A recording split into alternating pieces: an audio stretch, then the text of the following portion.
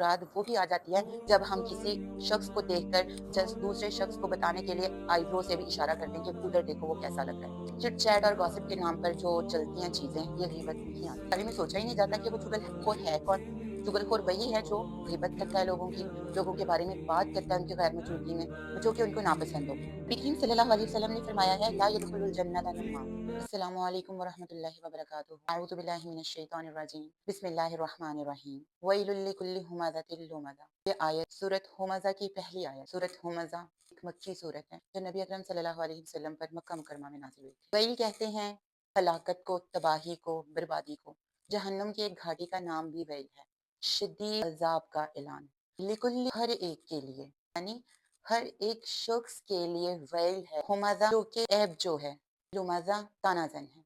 इस आयत का शान नुज़ूल है तो ये कि नबी अकरम सल्लल्लाहु अलैहि वसल्लम की गैर मौजूदगी में मुशरिकीन मक्का थे, वो नबी अकरम सल्लल्लाहु अलैहि वसल्लम के बारे में बातें किया करते थे उनकी गैर मौजूदगी में। दोनों लफ्ज एक दूसरे से जुड़े हुए हैं, मतलब आगे पीछे हैं। हुमज़ा वो शख्स जो इशारों से, आंखों के इशारे से, हाथ के इशारे से किसी की बुराई करता है या उसको छोटा या कमतर दिखाता है। लुमज़ा वो शख्स होता है जो मुंह पर बुराई करता है, यानी हुमज़ा वो शख्स होगा जो आपकी बैक बाइटिंग करेगा, आपके पीछे से बात करेगा, और लुमज़ा वो शख्स होगा जो आपके मुंह पर आपकी बुराई करेगा। ये आयत हर उस शख्स के लिए है जो लोगों की बुराई बयान करके खुश होता है। ये आयत दिल की बीमारी की तरफ इशारा करती है, यानी जिस शख्स का दिल बीमार होगा वो दूसरों को छोटा, कमतर, उनकी बुराइयां बता बता कर खुशी महसूस करता है। ये आयत गीबत और तनकीद की शदीद मजम्मत करती है।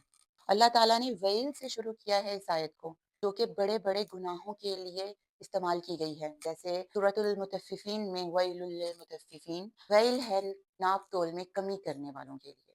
नाप तोल में कमी में वो लोग आ जाते थे जो सौदा सलफ देते हुए नाप तोल में कमी करते थे। अगर हम बेसिकली देखें तो हमारे माशरे में इस चीज को बुरा नहीं कहा जाता, बल्कि ये कहा जाता है भाई हम तो इस्लाह कर रहे हैं, इस शख्स में ये बुराई थी। बुराई नहीं कहते, कहते हैं इस शख्स में ये खामी थी, हमने उसकी खामी को दूर करने के लिए ये बात की थी, जबकि ऐसा नहीं है। गीबत करने वाला शख्स अल्लाह की नाराजगी का शिकार है और उसका अंजाम हलाकत है। गीबत अल्लाह ताला के नजदीक बहुत बड़ा गुनाह है, क्योंकि ये लोगों की इज्जत खा जाती है। ये आयत बताती है कि ऐसा करने वाला अल्लाह की तरफ से अजाब का मुस्तहिक है। अबू हुरैरा रजी अल्लाह अन्हा से रवायत है कि नबी अकरम सल्लल्लाहु अलैहि वसल्लम ने एक बार सहाबा से पूछा, क्या तुम लोग जानते हो गीबत क्या है? तो सहाबा कराम रजी अल्लाह अन्हा ने जवाब दिया कि अल्लाह और उसके रसूल बेहतर जानते हैं। नबी करीम सल्लल्लाहु अलैहि वसल्लम ने फरमाया, किसी शख्स के बारे में वो बात करना जो उसे नापसंद हो। इस पर सहाबा कराम रजी अल्लाह अन्हुम ने पूछा, या रसूल अल्लाह, अगर वो बुराई उसमें मौजूद हो तो?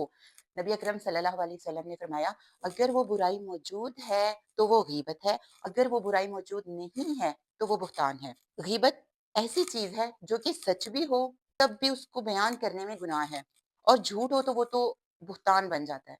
बुहतान के बारे में भी हम इंशाल्लाह अलग से बात करेंगे, और ज़रूर करेंगे, क्योंकि लोग बुहतान तराजी करते हुए ज़रा ख्याल नहीं करते हैं कि हम बुहतान के मुर्तकिब हो रहे हैं।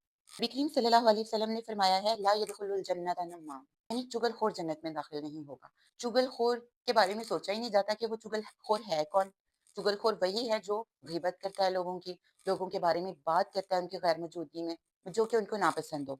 गीबत की शिद्दत इतनी है कि ये जन्नत से महरूम कर सकती है। फ़ैल लफ्ज़ जो है इस बात की गवाही देने के लिए मौजूद है। हज़रत अबू हुरैरा रज़ियल्लाहु अन्हु से रवायत है कि नबी अकरम सल्लल्लाहु अलैहि वसल्लम ने फरमाया, जो शख्स किसी मुसलमान की गीबत करे उसको सुनने वाले को भी अल्लाह सजा देगा। यानी गीबत सुनना भी उतना ही गुनाह है जितना कि करना। मजा हो रहा होता है ना जब गॉसिप कर रहे होते हैं, किसी के बारे में बात कर रहे होते हैं किसी की गैर मौजूदगी में। चिट चैट और गॉसिप के नाम पर जो चलती हैं चीजें, ये गीबत नहीं आती हैं। अबू दाऊद में हदीस है कि नबी अकरम सल्लल्लाहु अलैहि वसल्लम फरमाते हैं, गीबत एक मुसलमान के गोश्त को खाने जैसा है।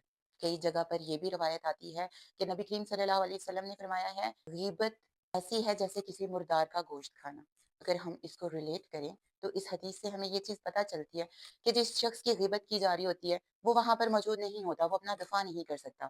अब दो शख्स बैठकर उसके बारे में बात करें, उसकी जो बुराई है उसके अंदर है नहीं है, बुहतान तराजी हो रही है, जो बातें हो रही हैं, जो डिस्कशन हो रही हैं, उसका बैठकर गोश्त खाया जा रहा है। एक हदीस में है कि उम्महातुल मोमिनीन ने नबी अकरम सल्लल्लाहु अलैहि वसल्लम की ही किसी ज़ौजा के बारे में कोई बात की। नबी अकरम सल्लल्लाहु अलैहि वसल्लम ने उनकी बात को ख़त्म होने के बाद इरशाद फरमाया, अब आप क्या करें? उन्होंने कहा, या रसूल अल्लाह, क्यों? नबी अकरम सल्लल्लाहु अलैहि वसल्लम ने फरमाया, आप अभी अभी अपनी उस मुर्दा बहन का गोश्त खाकर हटी हैं। अल्लाह हम इन सबको इस चीज़ से महफूज करे।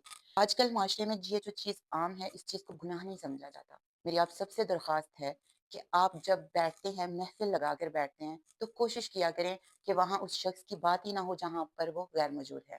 और अगर आप किसी शख्स की इस्लाह भी करना चाहते हैं, तो उसकी इस्लाह इस तरह कीजिए कि उसको अकेले में ले जाकर उसको वो बात बहुत प्यार से बता दें कि भई ये बात ऐसे-ऐसे आप में है, आप इसको चेंज कर लें। आप यकीन करें आपके नरम अल्फाज़ का उस पर बहुत असर होगा। हो सकता है वो इंसान अनइंटेंशनली वो चीज़ कर रहा हो और उसको इस चीज़ का इल्म ना हो। बाज़ औक़ात ये होता है कि एक शख्स से बात दूसरे शख्स तक पहुँचती है, फिर वो उस मुतल्लिका फ़र्द तक तो पहुँच ही जाती है कि फलाने शख्स ने हमारे बारे में ये बात की है। उससे क्या होता है? उससे माशरे में बिगाड़ पैदा होता है। ज़ाहिर-सी बात है अगर अब आप अपनी बुराई किसी के मुँह से सुनेंगे कि ये तो ऐसे था, ये ऐसे है, उसके बारे में भी दिल में बदगुमानी, नफ़रत जन्म लेती है।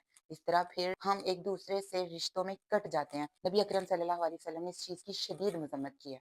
होमाज़ा जब हम किसी शख्स को देखकर जस्ट दूसरे शख्स को बताने के लिए आईब्रो से भी इशारा कर दें कि उधर देखो वो कैसा लग रहा है, या फिर हाथ के इशारे से ही बता दें कि ये तो बस ऐसे-ऐसे ही है।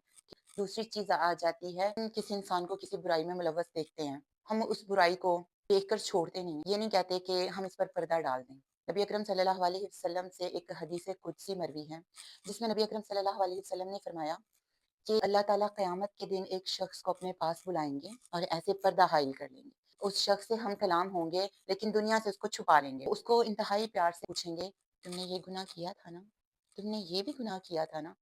वो शख्स कहेगा, लो आज नहीं मैं बचता, आज तो मैं गया। लेकिन अल्लाह ताला फरमाएँगे, मैं तेरे उन ऐबों पर इस तरह पर्दा डाल रहा हूँ जिस तरह तू दुनिया में दूसरों के ऐबों पर डाला करता था। इस चीज़ से हमें क्या पता चलता है कि हम किसी में बुराई देख लेते हैं, तो हम उसको वहीं छोड़ दें। हो सकता है वो इंसान उस बुराई से तौबा कर हो सकता है वो इंसान जो है उस बुराई से निकल जाए, लेकिन हम क्या करेंगे? हम उस बुराई को बार-बार, बार-बार दूसरे लोगों के सामने दोहरा कर सिर्फ़ अपने नामा-ए-माल को भारी करेंगे। हम उस शख्स का तो कुछ भी नहीं बिगाड़ेंगे, बल्कि ये भी हो सकता है कि क़यामत वाले दिन हमें उस शख्स को अपनी नेकियाँ देकर उसे छूटना पड़े, क्योंकि ये तो हकूकुल इबाद का मामला है ना। हकूक अल्लाह माफ़ हो सकते हैं, हकूकुल इबाद किसी सूरत नहीं माफ़ हो सकते। बहुत सारी बातें हैं आप लोगों से करने के लिए, लेकिन इंशाअल्लाह फिर कभी सही, फिर किसी और मौज़ू के साथ सही। तब तक अल्लाह हाफ़िज़।